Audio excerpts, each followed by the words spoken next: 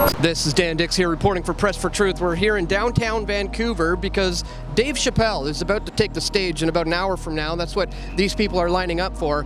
And I heard that there were some protesters here who are upset with Dave Chapelle's sense of humor when it comes to how he jokes about the transgender community. So we're going to talk to some of them, find out what brings them out here, what they hope to achieve here today.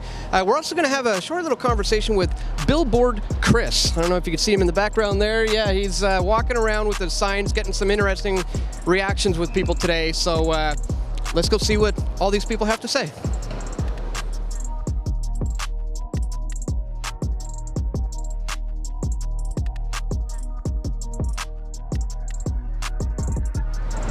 Do you mind if I ask you what brings you out today? We actually agree with a lot of things Dave says, but we feel like the stage that he on is not a good place to explore trans issues. He aligns himself with J.K. Rowling, who is known as someone who aligns himself with TERFs, who are, what's the acronym for? Trans Exclusionary Radical Feminists. They're a hate group targeting trans people who do not believe trans people are real women. They have worked towards passing laws that make it harder for us to get medical help or anything.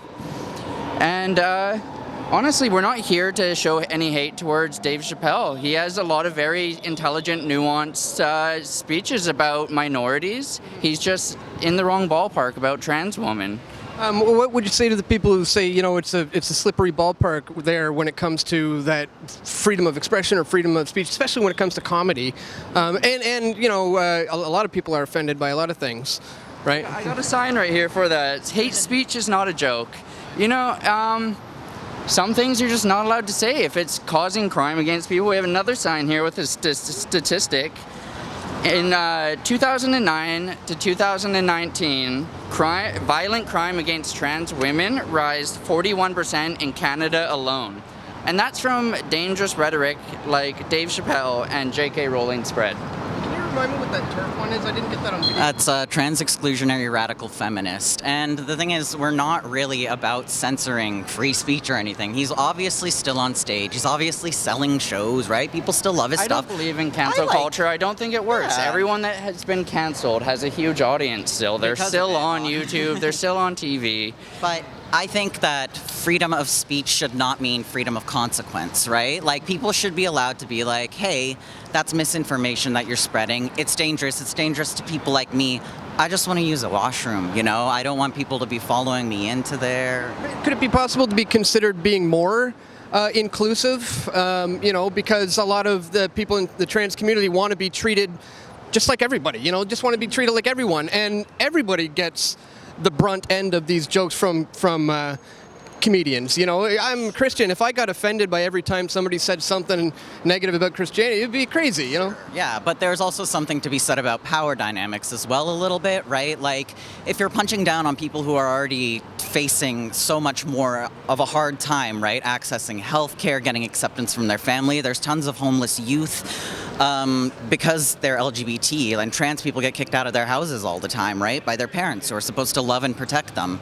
And sorry, what was that? You originally said this isn't the stage for this type of thing. Is there any kind of a place that's a right time and place for his comedy? Hear it from someone in the queer community, maybe that is specifically a trans woman. If we could hear it from a trans woman of color, even better. Like, I feel like their voices aren't platformed enough. When people that have nothing to do with our way of life are telling the world about how we live, and it's misinformation they're spreading. Yeah. Isn't that how people learn, though, often? Is, you know, yeah, there are disagreements, and some people might be offended, but, you know, I think offending people is how we learn sometimes. Yeah, sure, and that's, I think, the kind of thing that would be good to explore, like, online or asking trans people, right? Go to the trans community and ask them how their experience is individually and how they see the world and how they tackle the world, right? Instead of just kind of making maybe a general assumption about how you think they function, and then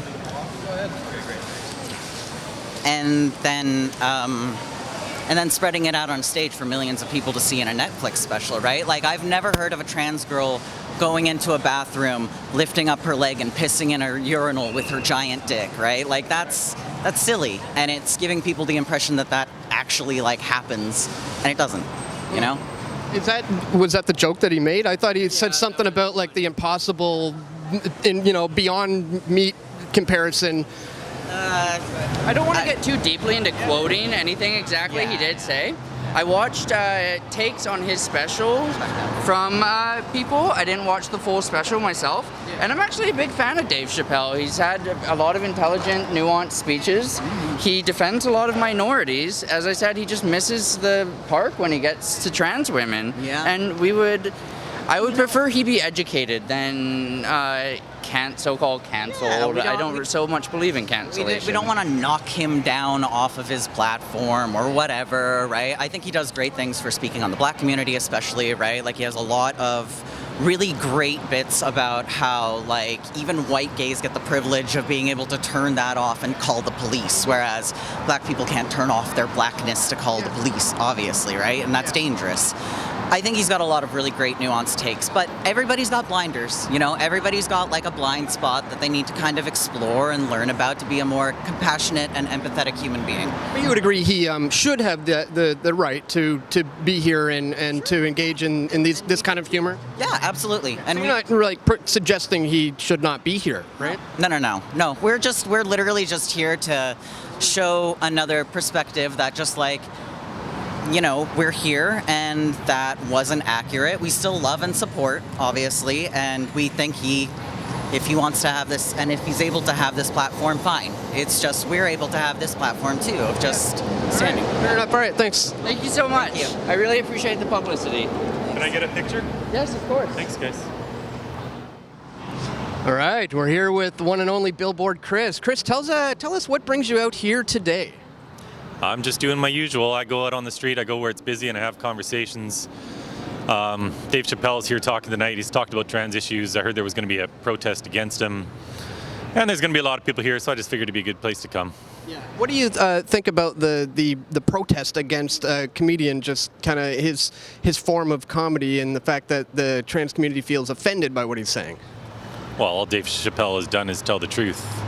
But the truth is offensive in 2022, and it gets you in trouble.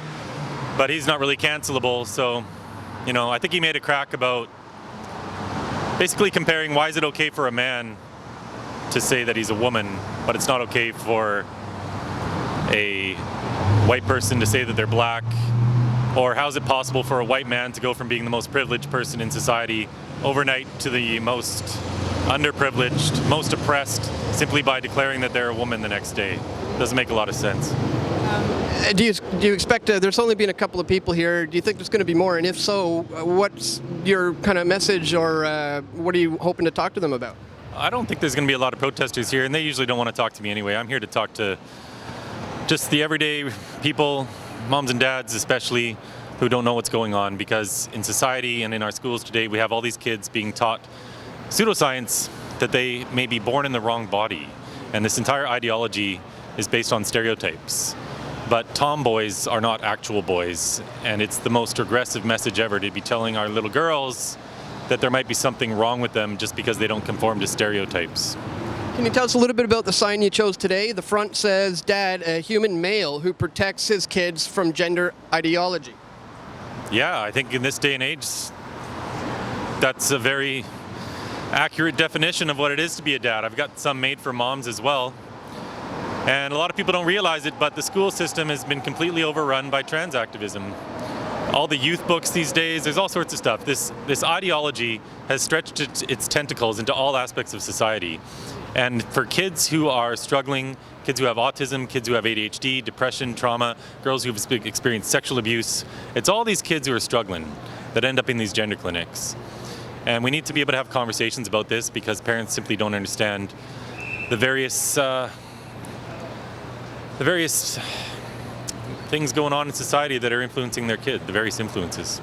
Now, everybody in this line is getting a good look at the back of your sign today. What's that one say? That one says, "Children cannot consent to puberty blockers." We're giving drugs which have never been approved for this purpose. They're being used off-label, and they're given to kids because it stops their bodies going into puberty. This is a drug that was approved to treat prostate cancer, endometriosis, and it's the same drug given to pedophiles because it's a chemical castration drug. But we give this to kids for years. It causes bone demineralization, all sorts of side effects, stops girls' bodies from developing. Same thing for boys. Their penises don't grow, girls' breasts don't grow, their hips don't expand. We got young people getting osteoporosis. It affects their cognitive development, all sorts of things.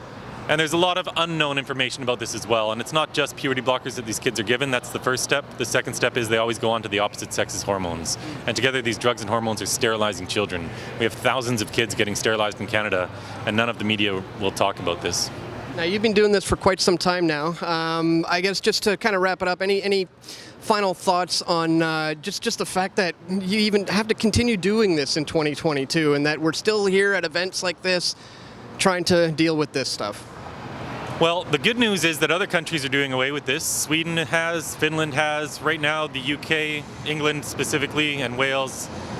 This is all under review. There's the Director of Health is now looking into this. There was a huge report that came out a couple weeks ago which completely tore apart what's happening. We've got other countries, other states who are doing away with this practice as well, but here in Canada, it's total radio silence. None of the politicians will speak about it. I tried to talk with Leslyn Lewis about it the other day at her campaign event. She's running for the Conservative leadership. She basically gave me a non-answer. And we just can't tolerate this anymore. We should be able to have conversations about subjects, especially when it's affecting the health of our kids. And I believe one day this will be done with. It's simply a question of how many kids are going to be harmed in the process. I think there's a lot of people watching this who are going to completely 100% fully agree with you and may even want to figure out how to get in contact with you and follow more from you. So where's the best place that they should go online? I do all my campaigning on Twitter, really, at Billboard Chris, but I have a website, billboardchris.com. My contact information's on there. They can reach out to me if they want to learn more. Perfect. Folks, check that link in the description, billboardchris.com. Thanks again. Keep up the great work, man. Thanks, Dan. Appreciate it. Well, that was some very interesting conversations, to say the least. This place is absolutely packed right now. The event is supposed to be starting right now, and there are still, as it is right now, only 2 protesters here. And that's a good thing to see. You know, it was also good to see we could have such a cordial conversation. You know, they were warm, they were friendly, they were very nice. And that's what we need more of moving forward, is a calm, rational debate, you know, so that we can better understand this world moving forward. And also, what's not to love about Billboard Chris? I mean, we had a great conversation.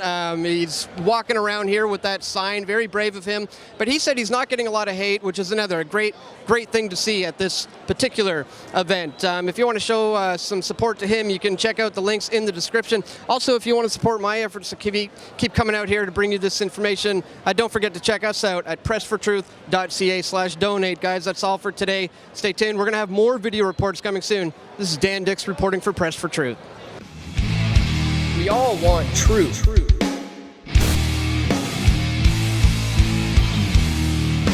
The truth will set you free.